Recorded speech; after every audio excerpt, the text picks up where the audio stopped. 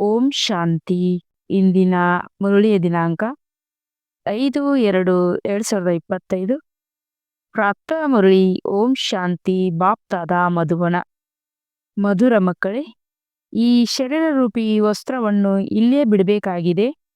ಆದ್ದರಿಂದ ಇದರೊಂದಿಗಿನ ಮಮತ್ವವನ್ನು ಕಳೆಯಿರಿ. ಯಾವ ಮಿತ್ರ ಸಂಬಂಧಿಗಳು ನಿಮಗೆ ನೆನಪಿಗೆ ಬರಬಾರದು. ಪ್ರಶ್ನೆ: ಯಾವ ಮಕ್ಕಳಲ್ಲಿ ಯೋಗ ಬಲವಿದೆ, ಅವರ ಚಿಹ್ನೆಗಳೇನು? ಉತ್ತರ: ಅವರಿಗೆ ಯಾವುದೇ ಮಾತಿನಲ್ಲಿ ಸ್ವಲ್ಪವೂ ಆಘಾತವಾಗುವುದಿಲ್ಲ, ಎಲ್ಲಿಯೂ ಸೆಳೆತವಿರುವುದಿಲ್ಲ. ತಿಳಿದುಕೊಳ್ಳಿ, ಇಂದು ಯಾರಾದರೂ ಶರೀರ ಬಿಟ್ಟರೂ ಸಹ ಅವರಿಗೆ ದುಃಖವಾಗುವುದಿಲ್ಲ. ಏಕೆಂದರೆ ಅವರಿಗೆ ಗೊತ್ತಿದೆ, ಇವರ ಪಾತ್ರವು ನಾಟಕದಲ್ಲಿ ಇಷ್ಟೇ ಇತ್ತು. ಆತ್ಮವು ಒಂದು ಶರೀರವನ್ನು ಬಿಟ್ಟು ಹೋಗಿ ಇನ್ನೊಂದು ಶರೀರವನ್ನು ತೆಗೆದುಕೊಳ್ಳುತ್ತದೆ. ಓಂ ಶಾಂತಿ. ಈ ಜ್ಞಾನವು ಬಹಳ ಗುಪ್ತವಾಗಿದೆ. ಇದರಲ್ಲಿ ನಮಸ್ಕಾರ ಮಾಡುವ ಅವಶ್ಯಕತೆ ಇಲ್ಲ. ಪ್ರಪಂಚದಲ್ಲಿ ನಮಸ್ತೆ ಅಥವಾ ರಾಮ್ ರಾಮ್ ಇತ್ಯಾದಿ ಹೇಳುತ್ತಾರೆ. ಇಲ್ಲಿ ಅವೆಲ್ಲ ಮಾತುಗಳು ನಡೆಯುವುದಿಲ್ಲ. ಏಕೆಂದರೆ ಇದೊಂದು ಪರಿವಾರವಾಗಿದೆ.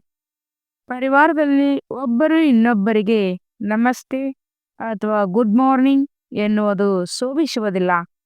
ಮನೆಯಲ್ಲಂತೂ ಊಟ ಉಪಚಾರ, ಕಚೇರಿಗೆ ಹೋಗುವುದು ಬರುವುದು ನಡೆಯುತ್ತಿರುತ್ತದೆ. ನಮಸ್ತೆ ಮಾಡುವ ಅವಶ್ಯಕತೆಯೇ ಇರುವುದಿಲ್ಲ. ಗುಡ್ ಮಾರ್ನಿಂಗ್ ಎನ್ನುವುದರ ಸಂಪ್ರದಾಯವು ಯುರೋಪಿಯನ್ನರಿಂದ ಬಂದಿದೆ. ಇಲ್ಲದಿದ್ದರೆ ಮೊದಲು ಇದೇನೂ ಇರಲಿಲ್ಲ. ಯಾವುದೇ ಸತ್ಸಂಗದಲ್ಲಿ ಪರಸ್ಪರ ಮಿಲನ ಮಾಡುತ್ತೀರೆಂದರೆ ನಮಸ್ಕಾರ ಮಾಡುತ್ತಾರೆ, ಕಾಲಿಗೆ ಬೀಳುತ್ತಾರೆ. ಈ ಕಾಲಿಗೆ ಬೀಳುವುದನ್ನು ನಮ್ರತೆಗಾಗಿ ಕಲಿಸುತ್ತಾರೆ. ಇಲ್ಲಂತೂ ನೀವು ಮಕ್ಕಳು ಆತ್ಮ ಅಭಿಮಾನಿಯಾಗಬೇಕಾಗಿದೆ. ಆತ್ಮಕ್ಕೆ ಏನು ಮಾಡುವುದು ಆದರೂ ಸಹ ಹೇಳಬೇಕಾಗುತ್ತದೆ. ಹೇಗೆ ತಂದೆಗೆ ಬಾಬಾ ನಮಸ್ತೆ ಎಂದು ಹೇಳುತ್ತೀರಿ, ತಂದೆಯು ಹೇಳುತ್ತಾರೆ, ನಾನು ಸಾಧಾರಣ ಬ್ರಹ್ಮನ ತನುವಿನ ಮೂಲಕ ನಿಮಗೆ ಓದಿಸುತ್ತೇನೆ, ಇವರ ಮೂಲಕ ಸ್ಥಾಪನೆ ಮಾಡಿಸುತ್ತೇನೆ. ಅದು ಹೇಗೆ? ಯಾವಾಗ ತಂದೆಯು ಸಮ್ಮುಖದಲ್ಲಿರುವರೋ ಆಗಲೇ ತಿಳಿಸುತ್ತಾರೆ. ಇಲ್ಲವೆಂದರೆ ಹೇಗೆ ತಿಳಿದುಕೊಳ್ಳುವುದು? ಈ ತಂದೆಯು ಸಮ್ಮುಖದಲ್ಲಿ ತಿಳಿಸುತ್ತಾರೆ. ಆದ್ದರಿಂದ ಮಕ್ಕಳು ತಿಳಿದುಕೊಳ್ಳುತ್ತೀರಿ, ಇಬ್ಬರಿಗೂ ನಮಸ್ತೆ ಮಾಡಬೇಕಾಗಿದೆ. ಬಾಪ್ತಾದ ನಮಸ್ತೆ. ಹೊರಗಿನವರು ಒಂದು ವೇಳೆ ಈ ಮಾತನ್ನು ಕೇಳಿದರೆ ಇವರೇನು ಹೇಳುತ್ತಿದ್ದಾರೆ ಎಂದು ತಬ್ಬಿಬ್ಬಾಗುತ್ತಾರೆ. ಅನೇಕರು ಡಬಲ್ ಹೆಸರುಗಳನ್ನು ಇಟ್ಟುಕೊಂಡಿರುತ್ತಾರೆ. ಹೇಗೆ ಲಕ್ಷ್ಮೀನಾರಾಯಣ್, ರಾಧಾಕೃಷ್ಣ ಎಂಬ ಹೆಸರುಗಳಿವೆ. ಇಲ್ಲಂತೂ ಸ್ತ್ರೀ ಪುರುಷರು ಒಟ್ಟಿಗೆ ಸೇರಿಬಿಟ್ಟರು. ಇಲ್ಲಿ ಇವರು ಬಾಪ್ತಾದ ತಂದೆ ಮತ್ತು ದಾದಾ ಆಗಿದ್ದಾರೆ. ಈ ಮಾತುಗಳನ್ನು ನೀವು ಮಕ್ಕಳೇ ಅರಿತುಕೊಳ್ಳುತ್ತೀರಿ. ಅವಶ್ಯವಾಗಿ ತಂದೆಯು ದೊಡ್ಡವರಾದರು. ಆ ಹೆಸರು ಭಲೆ ಡಬಲ್ ಆಗಿದೆ, ಆದರೆ ಅವರು ಒಬ್ಬರೇ ಅಲ್ಲವೇ? ಅಂದ ಮೇಲೆ ಎರಡು ಹೆಸರುಗಳನ್ನೇ ಏಕೆ ಇಡಲಾಗಿದೆ? ಈಗ ನೀವು ಮಕ್ಕಳು ತಿಳಿದುಕೊಂಡಿದ್ದೀರಿ, ಈ ಹೆಸರು ತಪ್ಪಾಗಿದೆ. ತಂದೆಯನ್ನು ಮತ್ಯಾರು ಅರಿತುಕೊಳ್ಳಲು ಸಾಧ್ಯವಿಲ್ಲ. ಬಾಪ್ತಾದ ನಮಸ್ತೆ ಎಂದು ನೀವು ಶಾರೀರಿಕ ರೂಪದಲ್ಲಿ ಹೇಳುತ್ತೀರಿ. ಆತ್ಮಿಕ ಮಕ್ಕಳೇ ನಮಸ್ತೆ ಎಂದು ತಂದೆ ಹೇಳುತ್ತಾರೆ. ಆದರೆ ಇಷ್ಟು ಉದ್ದವಾದದ್ದು ಶೋಭಿಸುವುದಿಲ್ಲ. ಶಬ್ದವು ಸರಿಯಾಗಿದೆ. ನೀವೀಗ ಶಾರೀರಿಕ ಮಕ್ಕಳು ಆಗಿದ್ದೀರಿ ಮತ್ತು ನಿರಾಕಾರಿ ಮಕ್ಕಳು ಆಗಿದ್ದೀರಿ. ಶಿವ ತಂದೆಯು ಎಲ್ಲ ಆತ್ಮಗಳ ತಂದೆಯಾಗಿದ್ದಾರೆ ಮತ್ತು ಪ್ರಜಾಪಿತನೂ ಆಗಿದ್ದಾರೆ. ಪ್ರಜಾಪಿತ ಬ್ರಹ್ಮನ ಸಂತಾನರು ಸಹೋದರ ಸಹೋದರಿಯರಾಗಿದ್ದಾರೆ. ಪ್ರವೃತ್ತಿ ಮಾರ್ಗದವರಾಗಿ ಬಿಡುತ್ತದೆ. ನೀವೆಲ್ಲರೂ ಬ್ರಹ್ಮ ಕುಮಾರ್ ಕುಮಾರಿಯರಾಗಿದ್ದೀರಿ. ಬ್ರಹ್ಮ ಕುಮಾರ್ ಕುಮಾರಿಯರಾಗುವುದರಿಂದ ಪ್ರಜಾಪಿತನ ಹೆಸರು ಸಿದ್ಧವಾಗಿದೆ. ಇದರಲ್ಲಿ ಅಂಧಶ್ರದ್ಧೆಯ ಮಾತಿಲ್ಲ. ತಿಳಿಸಿ, ಬ್ರಹ್ಮ ಕುಮಾರ್ ಕುಮಾರಿಯರಿಗೆ ತಂದೆಯಿಂದ ಆಸ್ತಿಯು ಸಿಗುತ್ತದೆ, ಬ್ರಹ್ಮನಿಂದ ಸಿಗುವುದಿಲ್ಲ. ಬ್ರಹ್ಮರವರು ಸಹ ಶಿವತಂದೆಯ ಮಗುವಾಗಿದ್ದಾರೆ. ಸೂಕ್ಷ್ಮವತನವಾಸಿ ಬ್ರಹ್ಮ, ವಿಷ್ಣು, ಶಂಕರ ಇದು ರಚನೆಯಾಗಿದೆ. ಇವರ ರಚಯಿತನು ಶಿವನಾಗಿದ್ದಾರೆ. ಶಿವನ ರಚಯಿತ ಯಾರೆಂದು ಯಾರೂ ಸಹ ಪ್ರಶ್ನೆ ಮಾಡಲು ಸಾಧ್ಯವಿಲ್ಲ. ಏಕೆಂದರೆ ಶಿವನಿಗೆ ಯಾರೂ ರಚಯಿತನಿಲ್ಲ. ಬ್ರಹ್ಮ, ವಿಷ್ಣು, ಶಂಕರ್ ರಚನೆಯಾಗಿದ್ದಾರೆ. ಅವರಿಗೂ ಮೇಲೆ ಶಿವನಿದ್ದಾರೆ, ಎಲ್ಲ ಆತ್ಮಗಳ ತಂದೆಯಾಗಿದ್ದಾರೆ. ಈಗ ರಚಯಿತನೆಂದು ಹೇಳಿದಾಗ ಮತ್ತೆ ಪ್ರಶ್ನೆಯು ಉದ್ಭವವಾಗುತ್ತದೆ. ಯಾವಾಗ ರಚನೆ ಮಾಡಿದರು? ಇಲ್ಲ, ಇದು ಅನಾದಿಯಾಗಿದೆ. ಇಷ್ಟೊಂದು ಆತ್ಮಗಳು ಯಾವಾಗ ರಚನೆ ಮಾಡಿದರು? ಇಷ್ಟೊಂದು ಆತ್ಮಗಳನ್ನು ಯಾವಾಗ ರಚನೆ ಮಾಡಿದರು? ಈ ಪ್ರಶ್ನೆಯು ಬರುವುದಿಲ್ಲ. ಈ ಅನಾದಿ ನಾಟಕವು ನಡೆದು ಬರುತ್ತದೆ. ಇದಕ್ಕೆ ಕೊನೆ ಇಲ್ಲ ಎಂದು ಇದರ ಅಂತ್ಯವಾಗುವುದಿಲ್ಲ. ಈ ಮಾತುಗಳು ನೀವು ಮಕ್ಕಳಲ್ಲಿ ನಂಬರವಾರಿದೆ. ಇದು ಬಹಳ ಸಹಜವಾಗಿದೆ. ಒಬ್ಬ ತಂದೆಯ ವಿನ ಮತ್ಯಾರೊಂದಿಗೂ ಸೆಳೆತವಿರಬಾರದು. ಯಾರಾದರೂ ಸಾಯಲಿ ಅಥವಾ ಬದುಕಲಿ, ತಮ್ಮ ಶರೀರ ಬಿಟ್ಟರೆ ಹಲ್ವಾ ತಿನ್ನಿ ಎಂಬ ಗಾಯನವೂ ಇದೆ. ಯಾರಾದರೂ ಶರೀರ ಬಿಡುತ್ತಾರೆಂದರೆ ತಿಳಿದುಕೊಳ್ಳಿ, ಆಗ ಚಿಂತೆಯ ಮಾತಿಲ್ಲ. ಏಕೆಂದರೆ ಈ ನಾಟಕವು ಅನಾದಿಯಾಗಿ ಮಾಡಲ್ಪಟ್ಟಿದೆ. ನಾಟಕದನುಸಾರ ಅವರು ಈ ಸಮಯದಲ್ಲಿ ಹೋಗಲೇಬೇಕಾಗಿತ್ತು. ಇದರಲ್ಲಿ ಏನ್ ತಾನೇ ಮಾಡಲು ಸಾಧ್ಯ? ಸ್ವಲ್ಪವೂ ದುಃಖಿಯಾಗುವ ಮಾತಿಲ್ಲ. ಇದು ಯೋಗವಲ್ಲದ ಸ್ಥಿತಿಯಾಗಿದೆ. ಸ್ವಲ್ಪವೂ ಆಘಾತವಾಗಬಾರದೆಂದು ನಿಯಮವೂ ಇರುತ್ತದೆ. ಎಲ್ಲರೂ ಪಾತ್ರಧಾರಿಗಳಲ್ಲವೇ? ತಮ್ಮ ತಮ್ಮ ಪಾತ್ರವನ್ನು ಅಭಿನಯಿಸುತ್ತಿರುತ್ತಾರೆ. ಮಕ್ಕಳಿಗೆ ಜ್ಞಾನವು ಸಿಕ್ಕಿದೆ. ತಂದೆಯೊಂದಿಗೆ ಹೇಳುತ್ತಾರೆ, ಹೇ ಪರಂಪಿತ ಪರಮಾತ್ಮ, ಬಂದು ನಮ್ಮನ್ನು ಕರೆದುಕೊಂಡು ಹೋಗಿ. ಇಷ್ಟೆಲ್ಲ ಶರೀರ ವಿನಾಶ ಮಾಡಿ ಎಲ್ಲ ಆತ್ಮಗಳನ್ನು ಜೊತೆಯಲ್ಲಿ ಕರೆದುಕೊಂಡು ಹೋಗಿ. ಬಹಳ ಭಾರಿ ಕೆಲಸವಾಯ್ತಲ್ಲವೇ? ಇಲ್ಲಿ ಯಾರಾದರೂ ಒಬ್ಬರು ಸತ್ತರೆ 12 ತಿಂಗಳವರೆಗೆ ಅಳುತ್ತಿರುತ್ತಾರೆ. ನೋಡಿ, ತಂದೆಯಂತೂ ಇಷ್ಟೆಲ್ಲ ಆತ್ಮಗಳನ್ನು ಕರೆದುಕೊಂಡು ಹೋಗುತ್ತಾರೆ. ಎಲ್ಲರ ಶರೀರಗಳು ಇಲ್ಲಿ ಬಿಟ್ಟು ಹೋಗುತ್ತದೆ. ಮಕ್ಕಳಿಗೆ ಗೊತ್ತಿದೆ, ಮಹಾಭಾರತ ಯುದ್ಧವು ನಡೆಯುತ್ತದೆ ಎಂದರೆ ಎಲ್ಲರೂ ಸೊಳ್ಳೆಗಳೋಪಾದಿಯಲ್ಲಿ ಹೋಗುತ್ತಾರೆ. ಪ್ರಾಕೃತಿಕ ವಿಕೋಪಗಳು ಸಹ ಬರುವುದಿದೆ. ಇಡೀ ಪ್ರಪಂಚವೇ ಬದಲಾಗುತ್ತದೆ.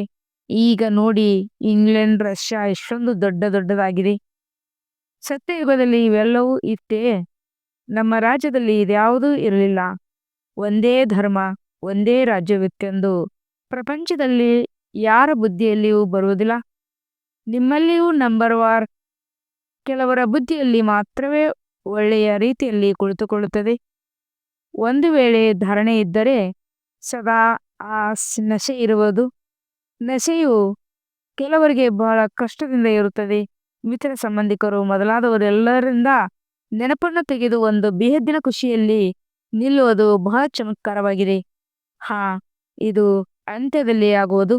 ಅಂತಿಮದಲ್ಲಿ ಕರ್ಮಾತೀತ ಸ್ಥಿತಿಯನ್ನು ಪಡೆಯುತ್ತೀರಿ. ಶರೀರದ ಪರವೆಯು ಬಿಟ್ಟು ಹೋಗುತ್ತದೆ. ಈಗ ನಾವು ಹೋಗುತ್ತೇವೆ ಎಂಬುದು ಸಾಮಾನ್ಯವಾಗಿ ಬಿಡುತ್ತದೆ. ಹೇಗೆ ನಾಟಕದಲ್ಲಿ ಪಾತ್ರವನ್ನು ಅಭಿನಯಿಸಿ ಮತ್ತೆ ಮನೆಗೆ ಹಿಂತಿರುಗಿ ಹೋಗುತ್ತಾರೆ. ಈ ದೇಹರೂಪಿ ವಸ್ತ್ರವನ್ನು ಇಲ್ಲೇ ಬಿಡಬೇಕಾಗಿದೆ. ಈ ವಸ್ತ್ರವನ್ನು ಇಲ್ಲೇ ತೆಗೆದುಕೊಳ್ಳುತ್ತೀರಿ, ಇಲ್ಲೇ ಬಿಡುತ್ತೀರಿ. ಇವೆಲ್ಲ ಹೊಸ ಮಾತುಗಳು. ನೀವು ಮಕ್ಕಳ ಬುದ್ಧಿಯಲ್ಲಿದೆ, ಮತ್ಯಾರ ಬುದ್ಧಿಯಲ್ಲಿಯೂ ಇಲ್ಲ. ತಂದೆ ಮತ್ತು ಆಸ್ತಿ. ತಂದೆಯು ಎಲ್ಲರಿಗಿಂತ ಮೇಲಿದ್ದಾರೆ. ಬ್ರಹ್ಮರವರ ಮೂಲಕ ಸ್ಥಾಪನೆ, ವಿಷ್ಣುವಿನಿಂದ ಪಾಲನೆ, ಶಂಕರನಿಂದ ವಿನಾಶ ಎಂದು ಹೇಳುತ್ತಾರೆ. ಅಂದ ಮೇಲೆ ಶಿವನ ಕರ್ತವ್ಯವೇನು? ಶ್ರೇಷ್ಠಾತಿ ಶ್ರೇಷ್ಠ ಶಿವತಂದೆಯನ್ನು ಯಾರೂ ಅರಿತುಕೊಂಡಿಲ್ಲ. ಸರ್ವವ್ಯಾಪಿಯಾಗಿದ್ದಾರೆ. ಇವರೆಲ್ಲರೂ ಅವರದೇ ರೂಪವೆಂದು ಹೇಳಿಬಿಡುತ್ತಾರೆ. ಇದು ಪ್ರಪಂಚದವರ ಬುದ್ಧಿಯಲ್ಲಿ ಪಕ್ಕಾ ಆಗಿಬಿಟ್ಟಿದೆ. ಆದ್ದರಿಂದ ಎಲ್ಲರೂ ತಮೋಪ್ರಧಾನರಾಗಿದ್ದಾರೆ. ತಂದೆಯು ತಿಳಿಸುತ್ತಾರೆ, ಇಡೀ ಪ್ರಪಂಚವು ದುರ್ಗತಿಯನ್ನು ಹೊಂದಿದೆ. ಮತ್ತೆ ನಾನೇ ಬಂದು ಸದ್ಗತಿಯನ್ನು ಕೊಡುತ್ತೇನೆ. ಒಂದು ವೇಳೆ ಸರ್ವವ್ಯಾಪಿಯಾಗಿದ್ದರೆ ಎಲ್ಲರೂ ಭಗವಂತರಾಗಿದ್ದಾರೆಯೇ? ಒಂದು ಕಡೆ ಎಲ್ಲರೂ ಸಹೋದರರೆಂದು ಹೇಳುತ್ತಾರೆ, ಇನ್ನೊಂದು ಕಡೆ ಎಲ್ಲರೂ ತಂದೆ ಎಂದು ಹೇಳುತ್ತಾರೆ. ಏನನ್ನೂ ತಿಳಿದುಕೊಂಡಿಲ್ಲ. ಈಗ ನೀವು ಮಕ್ಕಳಿಗೆ ಬೇಹದ್ದಿನ ತಂದೆಯು ತಿಳಿಸುತ್ತಾರೆ, ಮಕ್ಕಳೇ, ನನ್ನನ್ನು ನೆನಪು ಮಾಡಿ, ಆಗ ನಿಮ್ಮ ವಿಕರ್ಮಗಳು ವಿನಾಶವಾಗುತ್ತವೆ. ನೀವು ಈ ದಾದಾ ಮತ್ತು ಮಮ್ಮಾರವರನ್ನು ಸಹ ನೆನಪು ಮಾಡಬಾರದು. ತಂದೆಯು ತಿಳಿಸುತ್ತಾರೆ, ಮಮ್ಮಾರವರೂ ಇಲ್ಲ, ಬಾಬಾರವರೂ ಇಲ್ಲ, ಯಾರ ಮಹಿಮೆಯೂ ಇಲ್ಲ. ಶಿವತಂದೆಯು ಇಲ್ಲದೆ ಇದ್ದಿದ್ದರೆ ಈ ಬ್ರಹ್ಮರವರು ಸಹ ಏನು ಮಾಡುತ್ತಿದ್ದರು? ಅಂದ ಮೇಲೆ ಇವರನ್ನು ನೆನಪು ಮಾಡುವುದರಿಂದ ಏನಾಗುವುದು? ಹಾ, ನಿಮಗೆ ತಿಳಿದಿದೆ. ಇವರ ಮೂಲಕ ನಾವು ತಂದೆಯಿಂದ ಆಸ್ತಿಯನ್ನು ತೆಗೆದುಕೊಳ್ಳುತ್ತಿದ್ದೇವೆ. ಇವರಿಂದಲ್ಲ, ಅಂದರೆ ಬ್ರಹ್ಮ, ಇವರೂ ಸಹ ತಂದೆಯಿಂದಲೇ ಆಸ್ತಿಯನ್ನು ತೆಗೆದುಕೊಳ್ಳುತ್ತಾರೆ. ಅಂದ ಮೇಲೆ ಅವರನ್ನು ನೆನಪು ಮಾಡಬೇಕಾಗಿದೆ. ಈ ಬ್ರಹ್ಮರವರು ನಡುವೆ ದಲ್ಲಾಳಿಯಾಗಿದ್ದಾರೆ. ಹೇಗೆ ಕುಮಾರ್ ಕುಮಾರಿಯ ನಿಶ್ಚಿತಾರ್ಥವಾಗುತ್ತದೆ, ಆಗ ಪರಸ್ಪರ ಅವರು ಇನ್ನೊಬ್ಬರನ್ನು ನೆನಪು ಮಾಡುತ್ತಾರಲ್ವೇ. ವಿವಾಹ ಮಾಡಿಸುವವರು ಮಧ್ಯದಲ್ಲಿ ದಲ್ಲಾಳಿಯಾದರು. ಇವರ ಮೂಲಕ ತಂದೆಯು ತಮ್ಮ ಜೊತೆ ನೀವಾತ್ಮಗಳ ನಿಶ್ಚಿತಾರ್ಥ ಮಾಡಿಸುತ್ತಾರೆ. ಆದ್ದರಿಂದ ಸದ್ಗುರು ದಲ್ಲಾಳಿ ರೂಪದಲ್ಲಿ ಸಿಕ್ಕಿದರೆಂದು ಗಾಯನವಿದೆ. ಸದ್ಗುರುವೇನೂ ದಲ್ಲಾಳಿಯಲ್ಲ, ಸದ್ಗುರು ನಿರಾಕಾರನಾಗಿದ್ದಾರೆ. ಭಲೆ ಗುರು ಬ್ರಹ್ಮ ಗುರು ವಿಷ್ಣು ಎಂದು ಹೇಳುತ್ತಾರೆ, ಆದರೆ ಅವರೇನು ಗುರುವಲ್ಲ, ಸದ್ಗುರು ತಂದೆಯೊಬ್ಬರೇ ಆಗಿದ್ದಾರೆ. ಅವರು ಸರ್ವರ ಸದ್ಗತಿ ಮಾಡುತ್ತಾರೆ. ತಂದೆಯು ನಿಮಗೆ ಕಲಿಸಿಕೊಟ್ಟಿದ್ದಾರೆ, ಆದ್ದರಿಂದ ನೀವು ಅನ್ಯರಿಗೂ ಮಾರ್ಗವನ್ನು ತಿಳಿಸುತ್ತೀರಿ. ನೋಡಿಯೂ ನೋಡದಂತಿರಿ ಎಂದು ಎಲ್ಲರಿಗೂ ಹೇಳುತ್ತೀರಿ. ಬುದ್ಧಿಯು ಶಿವ ತಂದೆಯೊಂದಿಗೆ ತೊಡಗಿರಲಿ. ಕಣ್ಣುಗಳಿಂದ ಏನೆಲ್ಲವನ್ನು ನೋಡುತ್ತೀರೋ ಎಲ್ಲವನ್ನು ಸ್ಮಶಾನವಾಗಲಿದೆ. ಒಬ್ಬ ತಂದೆಯನ್ನು ನೆನಪು ಮಾಡಬೇಕೇ ಹೊರತು ಇವರನ್ನೆಲ್ಲ. ಇವರಿಂದ ಆಸ್ತಿಯು ಸಿಗುವುದಿಲ್ಲ, ತಂದೆಯಿಂದಲೇ ಸಿಗುತ್ತದೆ. ತಂದೆಯ ಬಳಿಯೇ ಹೋಗಬೇಕೆಂದು ಬುದ್ಧಿ ಹೇಳುತ್ತದೆ. ವಿದ್ಯಾರ್ಥಿಗಳು ವಿದ್ಯಾರ್ಥಿಗಳನ್ನು ನೆನಪು ಮಾಡುವುದಿಲ್ಲ, ಶಿಕ್ಷಕರನ್ನು ನೆನಪು ಮಾಡುತ್ತಾರಲ್ಲವೇ. ಶಾಲೆಯಲ್ಲಿ ಯಾರು ತೀಕ್ಷ್ಣವಾದ ಮಕ್ಕಳಿರುತ್ತಾರೆಯೋ ಅವರು ಅನ್ಯರನ್ನು ಮೇಲೆತ್ತುವ ಪ್ರಯತ್ನ ಪಡುತ್ತಾರೆ. ತಂದೆಯು ತಿಳಿಸುತ್ತಾರೆ, ಒಬ್ಬರು ಇನ್ನೊಬ್ಬರನ್ನು ಮೇಲೆತ್ತುವ ಪ್ರಯತ್ನ ಪಡಿ, ಆದರೆ ಅದೃಷ್ಟದಲ್ಲಿ ಇಲ್ಲವೆಂದರೆ ಪುರುಷಾರ್ಥವೂ ಮಾಡುವುದಿಲ್ಲ. ಸ್ವಲ್ಪದರಲ್ಲೇ ಖುಷಿಯಾಗಿ ಬಿಡುತ್ತಾರೆ. ಪ್ರದರ್ಶನಿಯಲ್ಲಿ ಅನೇಕರು ಬರುತ್ತಾರೆ. ಅನೇಕರಿಗೆ ತಿಳಿಸಿಕೊಡುವುದರಿಂದ ಬಹಳ ಉನ್ನತಿಯಾಗುತ್ತದೆ. ನಿಮಂತ್ರಣ ಕೊಟ್ಟು ಕರೆಸುತ್ತಾರೆ. ಅಂದಾಗ ದೊಡ್ಡ ದೊಡ್ಡ ಬುದ್ಧಿವಂತ ಮಕ್ಕಳು ಬರುತ್ತಾರೆ. ನಿಮಂತ್ರಣವಿಲ್ಲದೆ ಕೆಲವು ಪ್ರಕಾರದವರು ಬಂದು ಬಿಡುತ್ತಾರೆ. ಉಲ್ಟಾ ಸುಲ್ಟಾ ಮಾತನಾಡುತ್ತಿರುತ್ತಾರೆ. ರಾಯಲ್ ವ್ಯಕ್ತಿಗಳ ಚಲನವಲನೆಯ ಬಹಳ ರಾಯಲ್ ಆಗಿರುತ್ತದೆ. ರಾಯಲ್ ವ್ಯಕ್ತಿಗಳು ರಾಯಲ್ಟಿಯಿಂದಲೇ ಒಳಗೆ ಪ್ರವೇಶಿಸುತ್ತಾರೆ. ಚಲನೆಯಲ್ಲಿಯೂ ಬಹಳ ಅಂತರವಿರುತ್ತದೆ. ಅವರ ನಡೆಯು ಮಾತನಾಡುವುದರಲ್ಲಿ ಶ್ರೇಷ್ಠವಿರುತ್ತದೆ. ಮೇಳದಲ್ಲಂತೂ ಎಲ್ಲಾ ಪ್ರಕಾರದವರು ಬಂದು ಬಿಡುತ್ತಾರೆ. ಯಾರನ್ನು ನಿರಾಕರಿಸುವಂತಿಲ್ಲ. ಆದ್ದರಿಂದ ಎಲ್ಲಿಯಾದರೂ ಪ್ರದರ್ಶನಿಯಲ್ಲಿ ನಿಮಂತ್ರಣ ಪತ್ರವನ್ನು ಕೊಟ್ಟು ಕರೆಸುತ್ತೀರೆಂದರೆ ಒಳ್ಳೊಳ್ಳೆ ವ್ಯಕ್ತಿಗಳು ಬರುತ್ತಾರೆ ಮತ್ತು ಅವರು ಹೋಗಿ ಅನ್ಯರಿಗೆ ತಿಳಿಸುತ್ತಾರೆ. ಕೆಲವೊಮ್ಮೆ ಮಹಿಳೆಯರಿಗಾಗಿ ಕಾರ್ಯಕ್ರಮಗಳು ನೀಡಿ ಕೇವಲ ಮಹಿಳೆಯರೇ ಬಂದು ನೋಡಲಿ, ಏಕೆಂದರೆ ಕೆಲವೊಂದೆಡೆ ಸ್ತ್ರೀಯರು ಪರದೆ ಒಳಗೆ ಇರುತ್ತಾರೆ. ಆದ್ದರಿಂದ ಕೇವಲ ಮಹಿಳೆಯರಿಗೆ ಕಾರ್ಯಕ್ರಮಗಳು ನೀಡಿ ಅಲ್ಲಿಗೆ ಪುರುಷರು ಯಾರೂ ಬರಬಾರದು. ಆಗ ಆ ಪರದೆಯಲ್ಲಿನ ಮಹಿಳೆಯರು ನೋಡಲು ಬರುತ್ತಾರೆ. ತಂದೆಯು ತಿಳಿಸಿದ್ದಾರೆ, ಮೊಟ್ಟ ಮೊದಲಿಗೆ ನೀವು ತಿಳಿಸಬೇಕಾಗಿದೆ, ಶಿವ ತಂದೆಯು ನಿರಾಕಾರನಾಗಿದ್ದಾರೆ. ಶಿವ ತಂದೆ ಮತ್ತು ಪ್ರಜಾಪಿತ ಬ್ರಹ್ಮ ಇಬ್ಬರು ತಂದೆಯರಾದರು. ಆಸ್ತಿಯನ್ನು ಸಿಗಲು ಇಬ್ಬರು ಏಕರಸವಾಗಿರುವುದಿಲ್ಲ. ಆಸ್ತಿಯು ತಾತನಿಂದ ಅಥವಾ ತಂದೆಯಿಂದ ಸಿಗುತ್ತದೆ.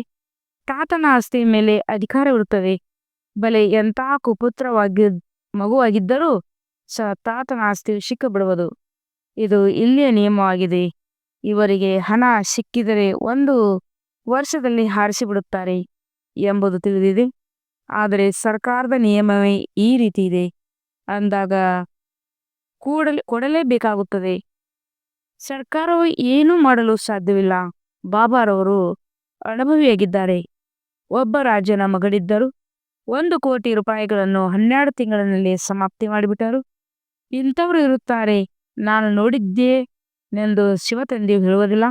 ನಾನು ಅಂದರೆ ಬ್ರಹ್ಮ ಇಂತಹ ಬಹಳಷ್ಟು ದೃಷ್ಟಾಂತಗಳನ್ನು ನೋಡಿದ್ದೇನೆ. ಇದು ಬಹಳ ಕೊಳಕು ಪ್ರಪಂಚವಾಗಿದೆ ಎಂದು ಈ ಬ್ರಹ್ಮರವರು ಹೇಳುತ್ತಾರೆ. ಇದು ಹಳೆಯ ಪ್ರಪಂಚ, ಹಳೆಯ ಮನೆಯಾಗಿದೆ. ಯಾವಾಗಲೂ ಹಳೆಯ ಮನೆಯನ್ನು ಬೀಳಿಸಲಾಗುತ್ತದೆ. ಈ ಲಕ್ಷ್ಮೀನಾರಾಯಣರ ರಾಜಧಾನಿಯು ನೋಡಿ ಎಷ್ಟು ಸುಂದರವಾಗಿದೆ. ಈಗ ನೀವು ತಂದೆಯ ಮೂಲಕ ಅರಿತುಕೊಳ್ಳುತ್ತಿದ್ದೀರಿ ಮತ್ತು ನೀವು ನರನಿಂದ ನಾರನಾಗುತ್ತೀರಿ. ಇದು ಸತ್ಯನಾರಾಯಣ ಕಥೆಯಾಗಿದೆ. ಇದನ್ನು ನೀವು ಮಕ್ಕಳೇ ತಿಳಿದುಕೊಂಡಿದ್ದೀರಿ. ನಿಮ್ಮಲ್ಲಿಯೂ ಯಾರು ಸಂಪೂರ್ಣ ಹೂಗಳಾಗಿಲ್ಲ. ಇದರಲ್ಲಿ ಘನತೆಯೂ ಬಹಳ ಚೆನ್ನಾಗಿರಬೇಕು. ನೀವು ದಿನ ಪ್ರತಿದಿನ ಉನ್ನತಿ ಹೊಂದುತ್ತಾ ಇರುತ್ತೀರಿ, ಹೂಗಳಾಗುತ್ತಾ ಹೋಗುತ್ತೀರಿ. ನೀವು ಮಕ್ಕಳು ಬಾಪ್ತಾದ ಎಂದು ಪ್ರೀತಿಯಿಂದ ಹೇಳುತ್ತೀರಿ. ಇದು ಸಹ ನಿಮ್ಮ ಹೊಸ ಭಾಷೆಯಾಗಿದೆ. ಇದು ಮನುಷ್ಯರಿಗೆ ಅರ್ಥವಾಗುವುದಿಲ್ಲ. ತಿಳಿದುಕೊಳ್ಳಿ, ಬಾಬಾರವರು ಎಲ್ಲಿಯೇ ಹೋದರೂ ಸಹ ಬಾಪ್ತಾದ ನಮಸ್ತೆ ಎಂದು ಹೇಳುತ್ತಾರೆ. ಸಾಕಾರ ಆತ್ಮೀಯ ಮಕ್ಕಳೇ, ನಮಸ್ತೆ ಎಂದು ತಂದೆಯು ಪ್ರತ್ಯುತ್ತರ ಹೇಳುತ್ತಾರೆ. ಹೀಗೆ ಹೇಳಬೇಕಾಗುತ್ತದಲ್ಲವೇ? ಹೀಗೆ ಹೇಳಬೇಕಾಗುತ್ತದಿಲ್ಲವೇ? ಯಾರಾದರೂ ಕೇಳಿದರೆ, ಇವರದೇನು ಹೊಸ ಮಾತಾಗಿದೆ, ಬಾಪ್ತಾದ ಇಬ್ಬರು ಒಟ್ಟಿಗೆ ಇದ್ದಾರೆಂದು ಹೇಗೆ ಹೇಳುತ್ತಾರೆಂದುಕೊಳ್ಳುತ್ತಾರೆ. ತಂದೆ ಮತ್ತು ದಾದಾ ಇಬ್ಬರು ಎಂದಾದರೂ ಒಂದೇ ಆಗಲು ಸಾಧ್ಯವೇ? ಇಬ್ಬರ ಹೆಸರುಗಳು ಸಹ ಬೇರೆಯಾಗಿದೆ. ಶಿವ ತಂದೆ ಬ್ರಹ್ಮ ಬಾಬಾ, ನೀವು ಇವರಿಬ್ಬರ ಮಕ್ಕಳಾಗಿದ್ದೀರಿ. ನಿಮಗೆ ತಿಳಿದಿದೆ, ಇವರಲ್ಲಿ ಶಿವ ತಂದೆಯು ಕುಳಿತಿದ್ದಾರೆ. ನಾವು ಬಾಪ್ತಾದರವರ ಮಕ್ಕಳಾಗಿದ್ದೇವೆ ಎಂಬುದು ಬುದ್ಧಿಯಲ್ಲಿದ್ದರೂ ಸಹ ಖುಷಿ ನಶೆ ಇರುವುದು ಮತ್ತು ನಾಟಕದ ಮೇಲೆ ಪಕ್ಕಾ ನಿಶ್ಚಯ ಇರಬೇಕಾಗಿದೆ. ಒಂದು ವೇಳೆ ಯಾರೋ ಶರೀರ ಬಿಟ್ಟರೆಂದು ತಿಳಿದುಕೊಳ್ಳಿ, ಅವರು ಇನ್ನೊಂದು ಪಾತ್ರವನ್ನು ಅಭಿನಯಿಸುತ್ತಾರೆ. ಪ್ರತಿಯೊಂದು ಆತ್ಮಕ್ಕೆ ಅವಿನಾಶಿ ಪಾತ್ರವು ಸಿಕ್ಕಿದೆ. ಇದರಲ್ಲಿ ಏನೂ ವಿಚಾರ ಮಾಡುವ ಅವಶ್ಯಕತೆ ಇಲ್ಲ. ಅವರು ಹೋಗಿ ಇನ್ನೊಂದು ಪಾತ್ರವನ್ನು ಅಭಿನಯಿಸಲೇಬೇಕಾಗಿದೆ. ಅವರನ್ನು ಮತ್ತೆ ಕರೆಯಿಸಲು ಸಾಧ್ಯವಿಲ್ಲ. ನಾಟಕವಾಗಿದೆ ಅಲ್ಲವೇ? ಇದರಲ್ಲಿ ಯಾವುದೇ ಅಳುವ ಮಾತಿಲ್ಲ. ಈ ಸ್ಥಿತಿಯುಳ್ಳವರೇ ಹೋಗಿ ನಿರ್ಮೋಹಿರಾಜರಾಗುತ್ತಾರೆ. ಸತ್ಯಯುಗದಲ್ಲಿ ಎಲ್ಲರೂ ನಿರ್ಮೋಹಿರಾಗುತ್ತಾರೆ. ಇಲ್ಲಿ ಯಾರಾದರೂ ಶರೀರ ಬಿಟ್ಟರೆ ಎಷ್ಟೊಂದು ಅಳುತ್ತಾರೆ. ತಂದೆಯನ್ನು ಪಡೆದುಕೊಂಡ ಕೂಡಲೇ ಅಳುವ ಅವಶ್ಯಕತೆಯಾದರೆ ಏನು? ತಂದೆಯು ಎಷ್ಟು ಒಳ್ಳೆಯ ಮಾತನ್ನು ತಿಳಿಸುತ್ತಾರೆ. ಗಣ್ಯರಿಗೂ ಇದು ಬಹಳ ಸಹಜವಾಗಿದೆ. ತಂದೆಯು ವ್ಯರ್ಥವಾಗಿ ಖರ್ಚು ಮಾಡಲಿ ಮತ್ತು ನೀವು ಹೋಗಿ ನರಕದಲ್ಲಿ ಬೀಳಿರಿ ಎಂದಲ್ಲ. ಇದಕ್ಕಿಂತಲೂ ನಾವು ಈ ಹಣದಿಂದ ಆತ್ಮೀಯ ಯೂನಿವರ್ಸಿಟಿಯಿಂದ ಕೂಡಿದ ಆಸ್ಪತ್ರೆಯನ್ನು ತೆರೆಯಿರಿ ಎಂದು ಹೇಳುತ್ತೇವೆ. ಅನೇಕರ ಕಲ್ಯಾಣವಾಗುತ್ತದೆ ಎಂದರೆ ನಿಮ್ಮದು ಪುಣ್ಯವಾಗುವುದು, ನಮ್ಮದು ಪುಣ್ಯವಾಗುವುದು ಎಂದು ಹೇಳಿ ಮಕ್ಕಳು ಸಹ ಉತ್ಸಾಹದಲ್ಲಿ ಇರುವಂತರಾಗಬೇಕು. ನಾವು ಭಾರತವನ್ನು ಸ್ವರ್ಗವನ್ನಾಗಿ ಮಾಡಲು ತನು ಮನ ಧನವೆಲ್ಲವನ್ನು ಖರ್ಚು ಮಾಡುತ್ತೇವೆ. ಇಷ್ಟೊಂದು ನಶೆ ಇರಬೇಕು. ಕೊಡುವುದಿದ್ದರೆ ಕೊಡಿ, ಇಲ್ಲವೆಂದರೆ ಬೇಡ. ನೀವು ತಮ್ಮ ಕಲ್ಯಾಣ ಮತ್ತು ಅನೇಕರ ಕಲ್ಯಾಣ ಮಾಡಲು ಬಯಸುವುದಿಲ್ಲವೇ? ಇಷ್ಟೊಂದು ಮಸ್ತಿ ಇರಬೇಕು. ಅದರಲ್ಲಿಯೂ ವಿಶೇಷವಾಗಿ ಕುಮಾರಿಯರಂತೂ ಬಹಳ ಎದ್ದು ನಿಲ್ಲಬೇಕು. ಒಳ್ಳೆಯದು. ಮಧುರಾತಿ ಮಧುರ ಅಗಲಿ ಹೋಗಿ ಮರಳಿ ಸಿಕ್ಕಿರುವ ಮಕ್ಕಳ ಪ್ರತಿ ಮಾತಿದ್ದ ಬಾಪ್ತಾದರವರ ನೆನಪು, ಪ್ರೀತಿ ಹಾಗೂ ಸುಪ್ರಭಾತ. ಆತ್ಮೀಯ ತಂದೆಯ ಆತ್ಮೀಯ ಮಕ್ಕಳಿಗೆ ನಮಸ್ತೆ. हम रूहानी बच्चों की रूहानी बाप दादा को यादगार और गुड मॉर्निंग और नमस्ते नमस्ते नमस्ते. शुक्रिया बाबा, शुक्रिया. ವಹಾ ಬಾಬಾ ವಹಾ. ಧಾರಣೆಗಾಗಿ ಮುಖ್ಯ ಸಾರ. 1ನೇ ಪಾಯಿಂಟ್, ತಮ್ಮ ಚಲನವಲನೆಯ ಬಹಳ ಘನತೆಯಿಂದಿರಬೇಕಾಗಿದೆ. ಬಹಳ ಘನತೆಯಿಂದ ಮಾತನಾಡಬೇಕಾಗಿದೆ. ನಮ್ರತೆಯ ಗುಣವನ್ನು ಧಾರಣೆ ಮಾಡಿಕೊಳ್ಳಬೇಕಾಗಿದೆ. 2ನೇ ಪಾಯಿಂಟ್, ಈ ಕಣ್ಣುಗಳಿಗೆ ಏನೆಲ್ಲವೂ ಕಾಣುತ್ತಿದೆಯೋ ಇದೆಲ್ಲವೂ ಸ್ಮಶಾನವಾಗಲಿದೆ. ಆದ್ದರಿಂದ ಇದನ್ನು ನೋಡಿದಂತಿರಬೇಕು. ಒಬ್ಬ ಶಿವತಂದೆಯನ್ನೇ ನೆನಪು ಮಾಡಬೇಕು, ಯಾವುದೇ ದೇಹದಾರಿನಲ್ಲ. ವರದಾನ: ಮಾಸ್ಟರ್ ಜ್ಞಾನಸಾಗರನಾಗಿ ಗೊಂಬೆಯಾಟವನ್ನು ಸಮಾಪ್ತಿ ಮಾಡುವಂತ ಸ್ಮೃತಿಯಿಂದ ಸಮರ್ಥ ಸ್ವರೂಪಭವ. ಹೇಗೆ ಭಕ್ತಿ ಮಾರ್ಗದಲ್ಲಿ ಮೂರ್ತಿಯನ್ನು ತಯಾರು ಮಾಡಿ ಪೂಜೆ ಮುಂತಾದವನ್ನು ಮಾಡುತ್ತಾರೆ, ನಂತರ ಅದನ್ನು ಮುಳುಗಿಸಿಬಿಡುತ್ತಾರೆ. ಅಂದ ಮೇಲೆ ತಾವು ಅದನ್ನು ಗೊಂಬೆ ಪೂಜೆ ಎಂದು ಹೇಳುತ್ತೀರಿ. ಈ ರೀತಿ ತಮ್ಮ ಮುಂದೆಯೂ ಸಹ ಯಾರಾದರೂ ಯಾವುದೇ ನಿರ್ಜೀವಿ ನಿರ್ಸಾರ ಮಾತುಗಳಾದ ಈರ್ಷೆ, ಅನುಮಾನ, ಆವೇಶ ಮುಂತಾದವು ಬರುತ್ತವೆ ಮತ್ತು ಇದೇ ಸತ್ಯವಾಗಿದೆ ಎಂದು ತಾವು ಅದರ ವಿಸ್ತಾರ ಮಾಡಿ ಅನುಭವ ಮಾಡುತ್ತೀರಿ ಅಥವಾ ಮಾಡಿಸುತ್ತೀರಿ. ಆಗ ಇದೂ ಸಹ ಹೇಗೆಂದರೆ ಅದರಲ್ಲಿ ಪ್ರಾಣವನ್ನು ತುಂಬಿ ಬಿಡುತ್ತೀರಿ. ನಂತರ ಅವರಿಗೆ ಜ್ಞಾನಸಾಗರ ತಂದೆಯ ನೆನಪಿನಿಂದ ಕಳೆದು ಹೋದುದನ್ನು ಕಳೆದು ಸ್ವ ಉನ್ನತಿಯ ಪ್ರಕಂಪನಗಳಲ್ಲಿ ಮುಳುಗುತ್ತೀರಿ. ಆದರೆ ಇದರಲ್ಲಿಯೂ ಸಮಯವಂತೂ ವ್ಯರ್ಥವಾಯಿತಲ್ಲವೇ? ಆದ್ದರಿಂದ ಮೊದಲಿನಿಂದಲೇ ಮಾಸ್ಟರ್ ಜ್ಞಾನಸಾಗರನಾಗಿ ಸ್ಮೃತಿಯಿಂದ ಸಮರ್ಥಭಾವದ ವರದಾನದಿಂದ ಈ ಗೊಂಬೆಯಾಟವನ್ನು ಸಮಾಪ್ತಿ ಮಾಡಿರಿ. ಸ್ಲೋಗನ್: ಯಾರು ಸಮಯದಲ್ಲಿ ಸಹಯೋಗಿಯಾಗುತ್ತಾರೆಯೋ ಅವರಿಗೆ ಒಂದಕ್ಕೆ ಪದಂದಷ್ಟು ಫಲವು ಸಿಕ್ಕಿಬಿಡುತ್ತದೆ. ಯಾರು ಸಮಯದಲ್ಲಿ ಸಹಯೋಗಿಯಾಗುತ್ತಾರೆಯೋ ಅವರಿಗೆ ಒಂದಕ್ಕೆ ಪಟ್ಟು ಫಲವು ಸಿಕ್ಕಿಬಿಡುತ್ತದೆ. ಅವ್ಯಕ್ತ ಸೂಚನೆ: ಏಕಾಂತ ಪ್ರಿಯರಾಗಿ ಏಕತೆ ಮತ್ತು ಏಕಾಗ್ರತೆಯನ್ನು ತಮ್ಮದಾಗಿಸಿಕೊಳ್ಳಿ. ಯಾರೆಲ್ಲ ರಾಜನೇತರು ಅಥವಾ ಧರ್ಮನೇತರಿದ್ದಾರೆ. ಅವರಿಗೆ ಪವಿತ್ರತೆ ಮತ್ತು ಏಕತೆಯ ಅನುಭವ ಮಾಡಿಸಿ. ಇವೇ ಕೊರತೆಯ ಕಾರಣ ಎರಡು ಶಕ್ತಿ ಬಲಹೀನವಾಗಿವೆ. ಧರ್ಮಸತ ಅಂದರೆ ಧರ್ಮಶಕ್ತಿಯನ್ನು ಧರ್ಮದ ಶಕ್ತಿಹೀನರನ್ನಾಗಿ ಮಾಡುವ ವಿಶೇಷ ವಿಧಿ ಪವಿತ್ರತೆಯನ್ನು ಸಿದ್ಧ ಮಾಡುವುದು ಮತ್ತು ಸತ ಅಂದರೆ ರಾಜ್ಯದ ಶಕ್ತಿ ಮುಂದೆ ಏಕತೆಯನ್ನು ಸಿದ್ಧ ಮಾಡುವುದು. ಓಂ ಶಾಂತಿ.